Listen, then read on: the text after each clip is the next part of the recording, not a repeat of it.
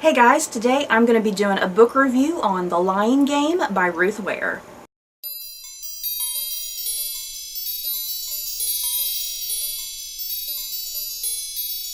The Lying Game by Ruth Ware follows Isa, who reunites with her three friends 17 years after they were expelled from school.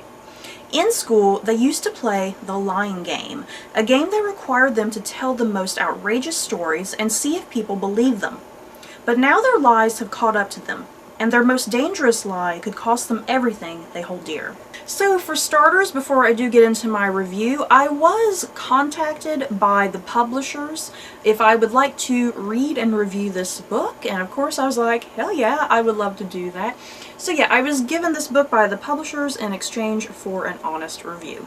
So I have previously read Ruth Ware's The Woman in Cabin 10, and I freaking loved that book. Yeah, guys, I really love that book. It definitely made like my top 10 best books last year, I want to say.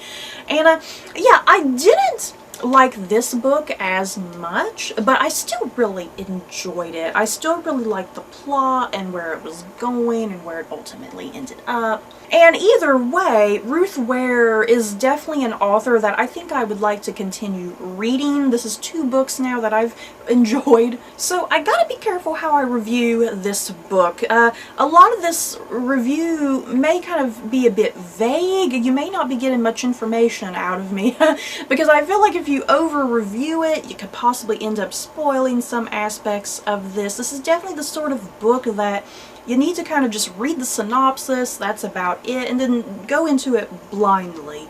But as far as the writing goes, I really enjoyed Ruth Ware's writing. She has a nice flow and a pace to her writing.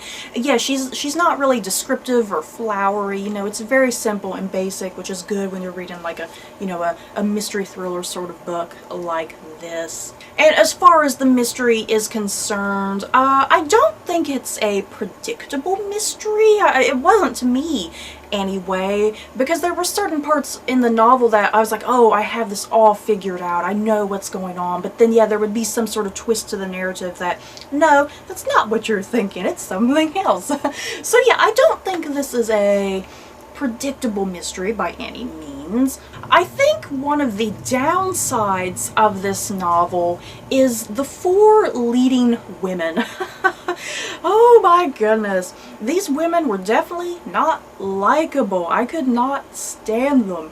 Now, it's important to note, these women, even though they're not very likable, the thing is, I think, as a reader, you can definitely sympathize with them, you can definitely relate to them, and I think that's what makes them interesting in their own way, because they are unlikable, you know, they're realistic. And this whole novel, it's told through the point of view of Isa, and she's a brand new mother. She just had a baby. The baby's only, I think, a couple months old, maybe a year, if that. I can't quite remember. But yeah, Isa is our main point of view. She's just had this baby. And Isa, like I said, she can be unlikable, she can be a bit annoying, and yeah, because she has this new baby, she is a very, very, very, very, very overprotective mother. And not only very overprotective, but very paranoid.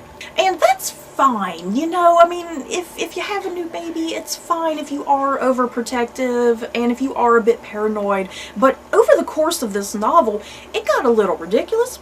It got a little extreme and very annoying just how overprotective and paranoid she would get. Because especially as events in the novel escalate, you know, as things start getting heavy and darker, yeah, her paranoia and overprotectiveness just really reaches strange new highs.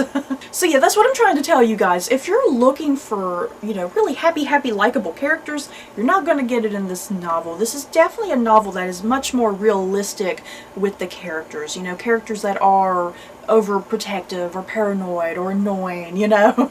So what this novel is ultimately about, you know, kind of the major themes, it is a novel about storytelling and lies, the lies that these women created when they were teenagers, essentially. And now that they're women in their 30s, those lies and their past, it's all coming back to them. It's all catching up with them and causing causing horrible things to kind of happen to them currently. So the women, they are definitely not perfect human beings. You know, like I keep repeating, they're very realistic, they're incredibly flawed, but very human. And I think another theme of this novel is definitely a theme of youth and age.